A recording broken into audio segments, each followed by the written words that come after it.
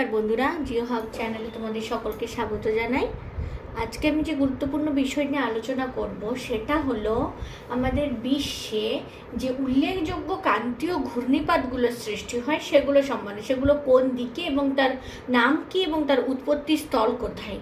তো চলো বন্ধুরা, আমরা দেখে নিই। আমরা জানি যে সাধারণত ঘূর্ণিপাত সৃষ্টি হয় যে এলাকায় প্রচণ্ড উষ্ণতাজনিত কারণে নিম্নচাপ সৃষ্টি হয় এবং চারপাশ থেকে বাতাস যখন সেই স্থানের মধ্যে আসতে থাকে, ঘূর্ণির একটা সৃষ্টি হয়, তখন তাকে ঘূর্ণিপাত বলা হয়। এটা ঠিক দেখতে সাপের যে কুণ্ডলিটা ঠিক সেই রকম। তো সাধারণত ক্রান্তীয় অঞ্চলে যেটা দেখতে পাওয়া যায়, মোটামুটি 0 থেকে 35 ডিগ্রি যে অক্ষাংশ রয়েছে সেখানে যে ঘূর্ণিপাত, ওটা ক্রান্তীয় অঞ্চলে সৃষ্টি হয় বলেই ঘূর্ণিপাতের নাম হচ্ছে ক্রান্তীয় ঘূর্ণিপাত। তো গোটা বিশ্বে আমাদের মূলত 7টা প্রধান ক্রান্তীয় ঘূর্ণিপাত রয়েছে। সেগুলো হলো টর্নেডো, হ্যারিকেন, সাইক্লোন, বাগুই, টাইফুন এবং উইলি।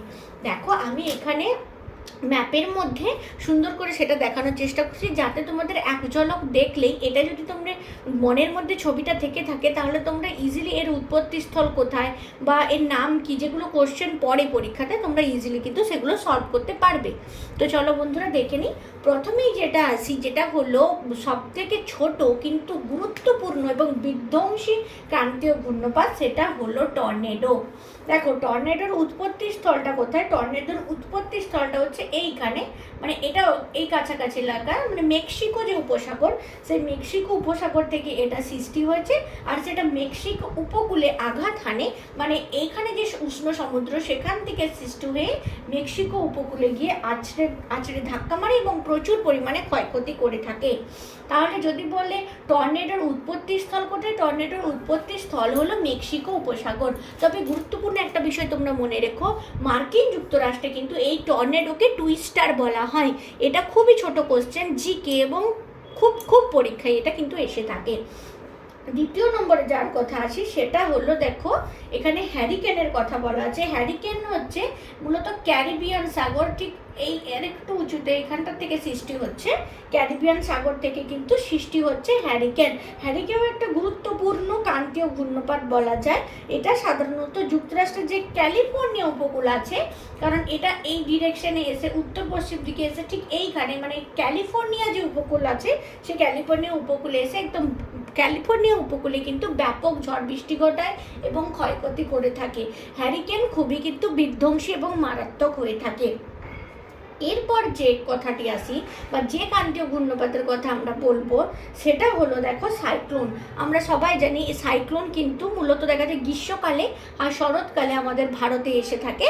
সাইক্লোন দেখো এখানে আরব সাগর যেটা আছে সেখান থেকেও সৃষ্টি হতে হয়, আর এটা বঙ্গোপসাগর থেকেও হয়ে থাকে। এছাড়া এর উৎপত্তি স্থল কিন্তু দক্ষিণ পূর্ব এবং দক্ষিণ পশ্চিম ভারত মহাসাগর বলা যায়।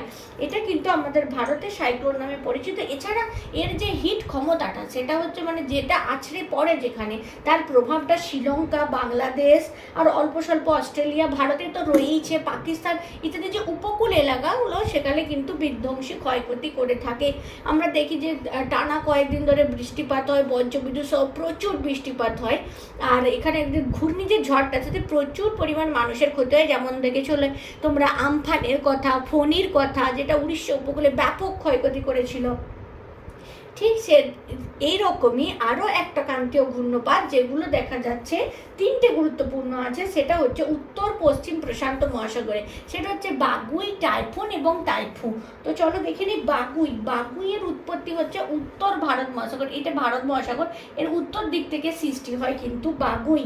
এই বাগুইটাও দক্ষিণ চীন সাগরে মেনলি উৎপত্তি লাভ করছে। উত্তর পূর্ব দিকে এটা কিন্তু, দেখো এই ডিরেকশনটা দেখলে বুঝতে পারবে, এর উত্তর পূর্ব দিকে এটা কিন্তু ধাবিত হচ্ছে। আর এই যে ফিলিপাইন্সের পশ্চিম উপকূলে এটা কিন্তু অনেকটাই ক্ষতি করে। এরপরে আসে টাইফুনের কথা। টাইফুনেরও সৃষ্টি দেখো দক্ষিণ চীন সাগরে, এর উৎপত্তি স্থল কিন্তু দক্ষিণ চীন সাগর বলা চলে। আর এটার গতিবেগটা মোটামুটি 200 কিলোমিটার থাকে। আর এটা দক্ষিণ জাপান, মানে এই অঞ্চলটাতে প্রচুর পরিমাণে কিন্তু আঘাত হানে টাইফুন। এবার আসি যার কথা, সেটা হচ্ছে তাইফু। তাইফুর উৎপত্তি কোথায়? তাইফুর উৎপত্তি দেখো জাপান সাগরে। তাইফুর এই উৎপত্তিটা জাপান সাগরে উৎপত্তি হচ্ছে তাইফু। আর এটাও একটা ক্রান্তীয় ঘূর্ণিপাত। এটা মূলত উত্তর এবং উত্তর পূর্ব দিকে যায়। এর গতিবেগটা ঘন্টায় 200 কিলোমিটার থেকে থাকে। আর জাপানের যে পশ্চিম উপকূলটা থাকে এখানে এসে তুরন্ত সেখানে ধাক্কা মারে বা আছড়ে পড়ে আর ক্রান্তীয় ঘূর্ণিপাত ঘটায়। ঝড়, বৃষ্টি, ঝঞ্ঝা, বজ্র বিদ্যুৎ সহ বৃষ্টিপাত কিন্তু লক্ষ্য করা যায়। এছাড়া গুরুত্বপূর্ণ আরও একটি ক্রান্তীয় ঘূর্ণিপাত রয়েছে, সেটার নাম হলো উইলি উইলি। নামটা কিন্তু খুব গুরুত্বপূর্ণ। দেখো উইলি উইলি, এখানে আমি লিখে দিয়েছি উইলি উইলি। দেখো এটা সাধারণত অস্ট্রেলিয়ায় দেখতে পাওয়া যায়, তবে এটা এই যে সোলেমান, ভান্তাজু, এই যে মানে এখানে কিছু দ্বীপপুঞ্জ আছে, ফিজি, এগুলোর উপর দিয়ে দেখা যাচ্ছে এটা দক্ষিণ পশ্চিম দিকে, দেখো ডিরেকশনটা আমি দেখানোর চেষ্টা করেছি, দক্ষিণ পশ্চিম দিকে অগ্রসর হয়ে অস্ট্রেলিয়ার যে গ্রেট ব্যারিয়ার রিফ তার মধ্যে দিয়ে 200 কিলোমিটার বেগে কিন্তু এটা প্রবাহিত হয়।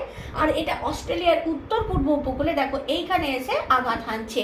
আমি যে ডিরেকশনগুলো এই কারণে দেখেছি যাতে তার গতিপথটা তোমরা কিন্তু সুন্দরভাবে বুঝতে পারো। এছাড়া কিন্তু আরও ঘূর্ণিপাত থেকে থাকে, সেটা নাতিশীতোষ্ণ ঘূর্ণিপাত, সেটা নিয়ে আমরা পরে আরও আলোচনা করব। তো বন্ধুরা এগুলো তোমরা মনে রেখো, কারণ এগুলো উৎপত্তি স্থল দিয়ে কিন্তু পরীক্ষায় প্রশ্ন আসে।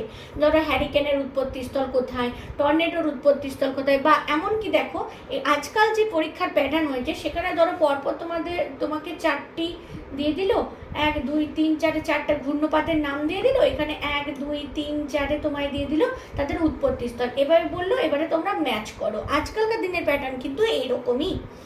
তো তোমাদের ভিডিওটা কেমন লাগলো তোমরা জানিও। আর কিছু রিকোয়ারমেন্ট থাকলে তোমরা কিন্তু আমাকে অবশ্যই কমেন্ট করতে পারো। আর ভালো লাগলে অবশ্যই লাইক শেয়ার করো, চ্যানেলটি সাবস্ক্রাইব করে নিও। আজকের এখান পর্যন্ত বন্ধুরা।